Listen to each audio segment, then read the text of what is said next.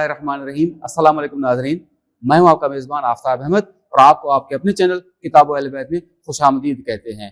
नाज़रीन मोहतरम, हुज़ूर अकरम सल्लल्लाहु अलैहि वसल्लम ने फरमाया कि क़यामत के दिन मैं कुछ लोगों के खिलाफ खुद मुकदमा करूंगा। उनमें एक वो होगा जिसने उजरत अदा नहीं की अपने आजिर की। मैं भी आजिर हूं और उम्मत ने मेरी उजरत अदा करनी है। नाज़रीन मोहतरम, जो उजरत सल्लल्लाहु अलैहि वसल्लम की ज़ात अक़दस ने तय फरमाई है वह हुक्म खुदा, वो है मवद्दत अहल बैत। मवद्दत अहल बैत के सिलसिले में हम बात करेंगे। एक अजीम हस्ती हमारे पास तशरीफ फरमा है, क़िबला फजल हमदर्द साहब, हम उनको खुशामदीद भी कहते हैं और उनसे मालूम करते हैं कि जो मेन स्ट्रीम ख्याल है वो उससे आपके ख्यालात इस खास मौजू में इतने मुख्तलिफ क्यों हैं? बहुत बहुत शुक्रिया आपका और आपके देखने वालों का। जज़ाकल्लाह। देखें, जो मेन स्ट्रीम जितने भी फ़िरके हैं जी, जो लोग मौजूद हैं इस वक्त हमारे माशरे में, आपकी बात बिल्कुल दुरुस्त है कि वो इस हदीस को बयान नहीं करते। इस रिवायत को यानी बयान तो किया जाता है, लेकिन इसके असल जो माना है, मेरे जो ख्यालात मुख्तलिफ हैं, उसकी वजह यह है कि मैंने इस हदीस की वजह से जी, इस उम्मत की पूरी 1400 साल तारीख का तज्जिया किया। मैंने इस हदीस के ऊपर इस उम्मत ने जितना भी इल्मी ज़ख़ीरा नकल किया है उन सबको परखा है, जज़ाकल्लाह, इनकी तफसीरों को, और मैंने ये कोशिश की है कि ये समझ सकूं कि आज हमारे मुसलमानों में इख्तिलाफात क्यों हैं, और उम्मत मुस्लिमा का हर फिरका जो ये कहता है मैं हक पर हूं तो कैसे। तो मैंने इस खास पस मंजर में, इस खास हदीस के ऊपर पूरी उम्मत, उसके जो इख्तिलाफात हैं, बुनियादी इख्तिलाफात, उनको देखा। आप खुद सोचें, हमारे यहाँ सुन्नियों में जो डिवीज़न है, जी, देवबंदी बरेलवी की तकसीम मौजूद है। देवबंदी बरेलवी का क्या इख्तिलाफ है? देवबंदी बरेलवी का जो इख्तिलाफ है वो यानी कुछ चार अकीदे: हाजिर नाजिर, इल्म गैब, मुख्तार कुल, नूर बशर। जी हाँ, ये चार चीजें। ये भी अगर आप देवबंदियों में जाएंगे तो वो इसको मान रहे होते हैं, और पीछे जाएंगे तो वो फतवे दरअसल जो देवबंदियों के ऊपर लगे। तो अब ये तो है सिर्फ सुन्नियों के अंदर ही जो फिरकों का इख्तिलाफ है वो है, ठीक है। अब इसमें तो हदीस सकलैन किसी जगह पर नहीं है, जी हाँ, बिल्कुल, तो उनका इस बारे में इख्तिलाफ हो, वो बावजूद एक दूसरे को काफिर कहने के, मुशरिक और बिदती कहने के, हदीस सकलैन दोनों बयान नहीं करते। इसका मतलब ये कि ये उनका कंसर्न नहीं रहा। उनके लिए हदीस सकलैन कोई कुफ्र और ईमान का मसला ही नहीं है, ठीक है ना। उनके इतने इख्तिलाफात है आपस में, और भी फिरके जितने भी हैं, जी, हदीस सकलैन, ये इन जितने भी फिरके हैं इस वक्त मौजूद हैं, इन सब को सही और गलत, हक और बातिल पर परखने की एक मीज़ान और आला है। मैंने उम्मत की तारीख का मुताला किया। जब मैं परेशान हुआ, जब मैंने सोचा कि ऐसी क्या वजह है कि खुदाया ये उम्मत लड़ रही है आपस में, कौन सी वजह है?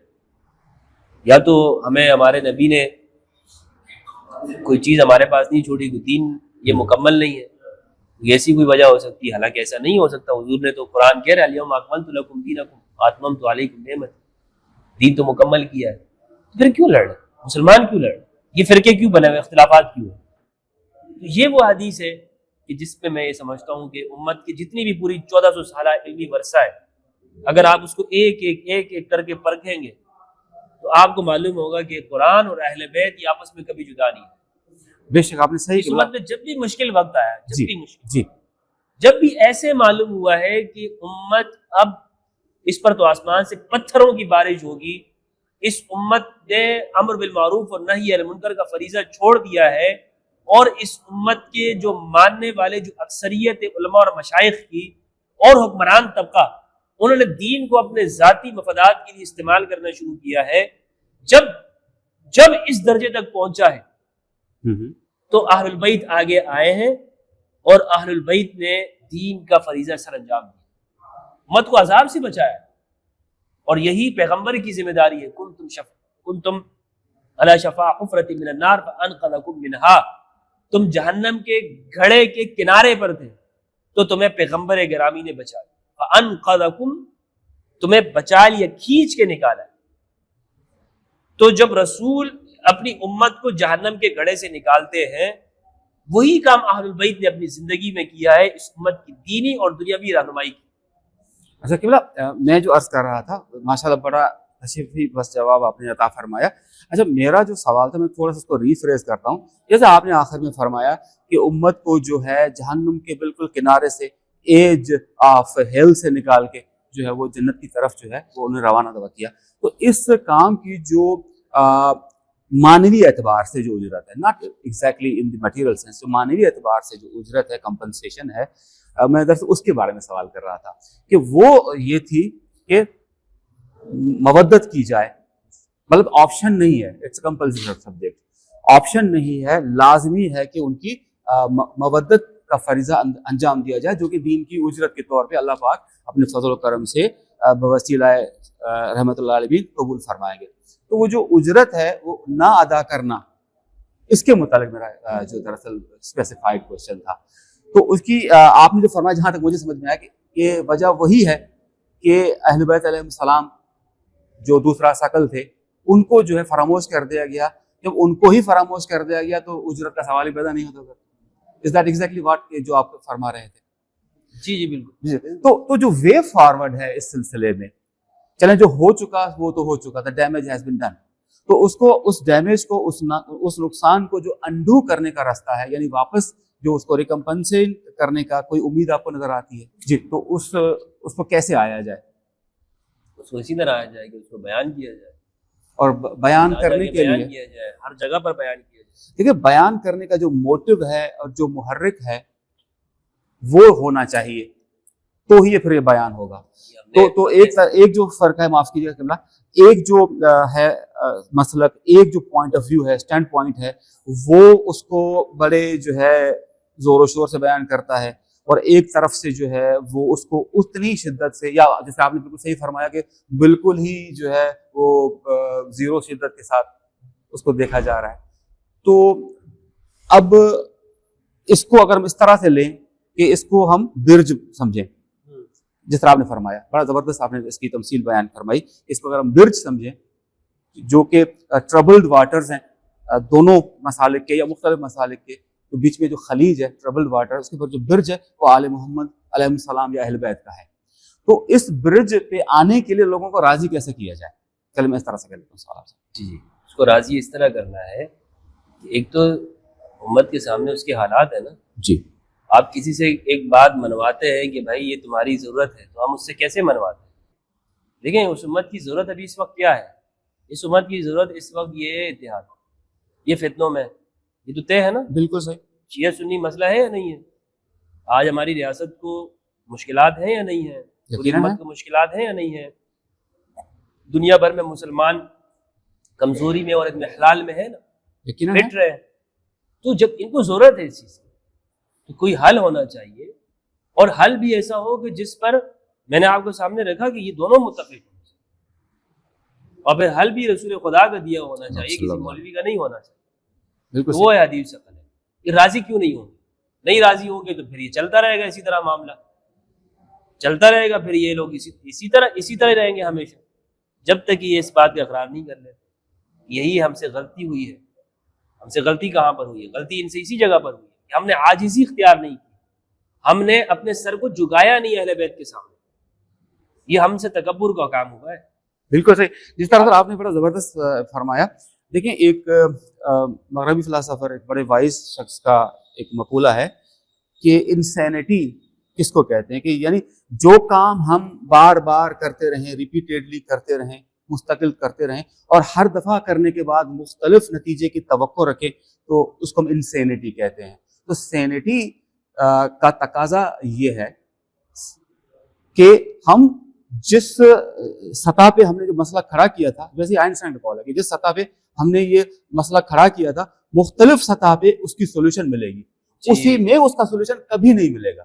تو جس طرح بالکل ہی جو ہے آپ ہم خیال ہیں اس میں آئنسٹائن کے ماشاءاللہ سے کہ جس سطح پہ ذہنی لیول پہ یا کسی بھی سطح پہ، جسمانی سطح پہ، روحانی سطح پہ، نفسیاتی سطح پہ ہم نے جو مسئلہ کھڑا کیا تھا وہ تھا اختلاف امت، اور اسی میں ہم وہی کرتے آ رہے ہیں تو نتیجہ بھی ایگزیکٹلی وہی ملے گا، یعنی اختلاف در اختلاف اور مزید انڈے بچے دیتے رہے. بالکل آپ ایگزیکٹلی. نے ریاضی کے قاعدے کے اندر اگر شروع میں غلطی کر لی ہے، جی ہاں. 2 + 2 5 کر دیا، تو نیچے پھر آپ 2 + 2 9 کرتے رہیں گے نا. جی بالکل صحیح، صحیح ہے. بالکل پھر وہ غلطی وہ نیچے آتی رہے گی، آپ وہ جب تک کہ پہلی غلطی کو نہیں سدھاریں. تو کام اسی طرح کیا امت نے جو غلطی پہلے کی ہوئی ہے، جی ہاں، جب تک کہ ہم، اور وہ غلطی کیا ہے، وہ غلطی وہیں سے ہے، اسی جگہ سے سٹارٹ لینا ہے. تو آپ نے بالکل صحیح کہا ہے. اسی لیے میں جو آپ نے کہا نا، جو مین اسٹریم جتنے بھی فرقے ہیں ان کا ایک طرف ہے اور میرا موقف ایک طرف ہے. جی ہاں صحیح. میرا سوال تھا. اور اس میں بھی آپ نے دیکھا ہوگا کہ میں کسی فرقے کی، کسی خاص فرقے کی بھی بات نہیں کرتا، تمام کی بات کرتا. یقیناً. تو جب تمام کی بات ہے تو اس میں کیوں اتنی شدت کے ساتھ اس حدیث کو بیان کرنا چاہتا ہوں؟ اس میں شدت میں اسی لیے، یعنی شدت سے مراد سختی نہیں کر رہا ہوں میں، شدت سے مراد یہ کہ بار بار مثبت سینس میں آپ کہہ رہے ہیں. کیوں کہہ رہا ہوں، یہ بار بار دوہرا کیوں رہا ہوں؟ اس لیے دوہرا رہا ہوں تاکہ یہ سبق ہمیں پکا ہو جائے. جاگ جائے جاگ جائے جاگ جائے. صحیح. جاگنا ضروری ہے، پہلے ہم نے جگانا ہے. ابھی تک ہم سب سوئے ہوئے ہیں، خواب خرگوش کے مزے لوٹ رہے ہیں، کچھ پتہ نہیں ہے ہمیں. کچھ تو ایسے ہمارے اندر ہیں کہ جو جنہیں یہ حدیث کا معلوم بھی ہے لیکن وہ جانتے بوجھتے اس میں تحریف کرتے ہیں. ان کی تو میں بات نہیں کروں گا. لیکن جنہیں معلوم نہیں ہے، جنہوں نے ابھی تک سنا نہیں، بڑے علماء نے نہیں سنا ہوگا ہمارے.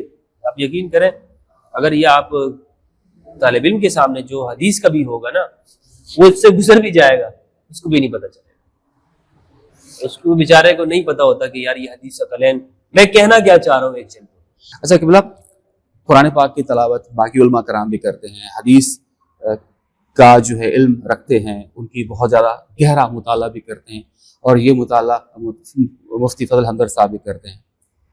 نتائج جو ہے اخذ جو آپ نے کیے ہیں وہ بہت مختلف اور بہت چشم کشا ہے، ڈفرینٹ ہے ٹوٹلی. بلکہ اس کی کوئی فارمولا ہے یا جو آپ کے سامنے حقائق واضح ہو فارمولا ہے؟ جی وہ عطا کیجیے ہمارے، ہم کو، ہم سب کو، ہم بھی مستفیض ہوں. ایک تو یہ ہے نا کہ ہم نے اس بات کی پر اندھا دھند ایمان رکھنا ہے کہ جو رسول اللہ ارشاد فرما رہے ہیں وہ میری رہنمائی کے لیے، یعنی میں اس سے رہنمائی لوں گا، اس فرمان سے. جی.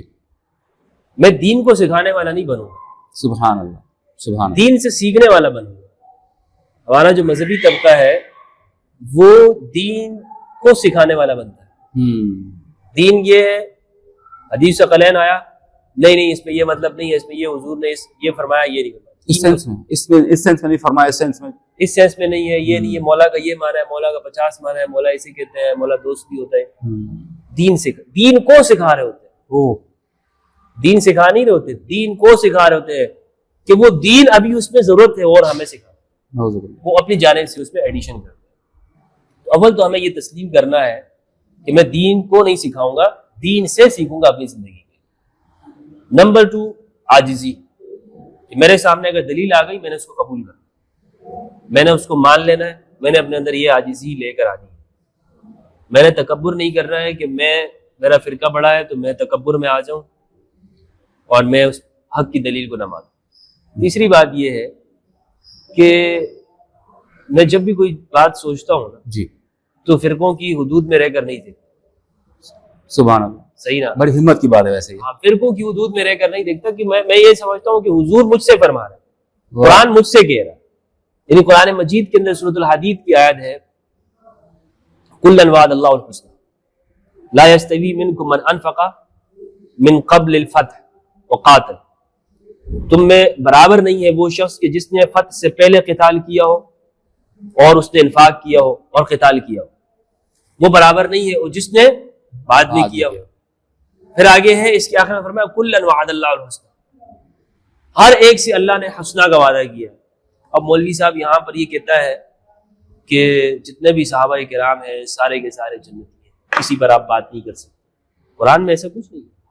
اگر میں ان فرقوں کے اندر رہتا تو میں ان کی اس تعبیر کو مان لیتا. میرے سامنے جب یہ آیت آئی تو میں نے اس میں غور کیا اس میں اللہ کیا فرمایا. جی تو غور کے نتیجے میں میرے سامنے ایک الگ رزلٹ نکلا کہ جو فرقوں کے علماء بیان کر رہے تھے. حدیث ثقلین میرے سامنے آئی، من کنت مولا فاز علی مولا اللہ موال مولا وعاد من عادا، یہ الفاظ میرے سامنے آئے. میں نے دیکھا کہ شیخ الاسلام ابن تیمیہ وہ یہ کہتے ہیں کہ اس میں علی کی کیا فضیلت ہے، اس طرح تو دیگر صحابہ سے بھی کہا ہے، فلاں صحابی سے بھی کہا ہے، ٹھیک ہے. یا حضور نے علی کو وصی بنایا تو اس میں علی کی کیا بڑی بات ہو گئی، حضور نے تو فلاں بھی مدینہ کے اوپر فلاں کو حاکم بنایا تھا. تو اگر میں فرقوں کی تعبیرات میں رہتا تو میں اس تعبیر کو مان لیتا. لیکن میں نے یہ دیکھا کہ علی کا سیرت کے اندر کیا حصہ ہے، کیا دوسرے صحابی جس کو فلاں جگہ پہ فرمایا ہے، جگہ دی ہے، کیا اس کا حضور کے ساتھ وہ نسبت تھی جو اول دن سے علی کی سیرت میں رہی ہے. دیکھیں نا، یہ ایک ایسے تو نہیں کہہ سکتے کہ ہم کسی کو اگر حضور نے فرمایا ہو کہ تم سے میں محبت کرتا ہوں، میں تم سے محبت کرتا ہوں، تو علی سے بھی کہا ہے جو اللہ اور اس کے رسول سے محبت کرتا ہوگا. غزوہ خیبر کے موقع پہ جو فرمایا، جو متواتر روایت ہے، میں جھنڈا اس کو دوں گا کہ جو اللہ اور اس کے رسول سے محبت کرتا ہوں، اللہ اور اس کے رسول بھی اس سے محبت کرتا. تو کچھ لوگوں نے کہا اس میں علی کی کیا خصوصیت ہے، ایسا تو حضور نے فلاں صحابی سے کہا ہے کہ میں آپ سے محبت کرتا ہوں، تو اس میں علی کی کیا بات ہے نا. تو اب وہ ہمارے فرقوں کے بڑے اس طرح یہ بات کرتے ہیں، لیکن مجھے مولا علی کی زندگی میں اس صحابی کو اگر یہ حضور نے کہا ہے تو کیا صرف اس کی زندگی میں یہی حصہ ہے؟ وہ کب آیا ہے؟ وہ حضور کی زندگی میں آیا کس ٹائم پر ہے؟ علی کس ٹائم سے ہے؟ واہ. یعنی آپ کسی کے ایک بات کو لے کر علی کی پوری زندگی کے برابر کر سکتے ہیں؟ بھائی سبحان اللہ، نہیں ہو سکتا نا. اس کے لیے بھی ہمت چاہیے نا. نہیں، علی کی زندگی کو پڑھیں گے نا، علی کی زندگی کیا ہے. مغرب کی اذان کا جزاک اللہ کام کرتے ہیں. بہت شکریہ قبلہ مفتی صاحب آپ کا، آپ کو اللہ خیر عطا کرے، توفیق میں اضافہ کرے. ناظرین، یہ جو اسپیشل پروگرام ہے آپ کو کیسا لگا اور اپنی رائے ضرور دیجیے گا. جزاکم اللہ خیر. Have a nice day. اللہ حافظ. بہت شکریہ.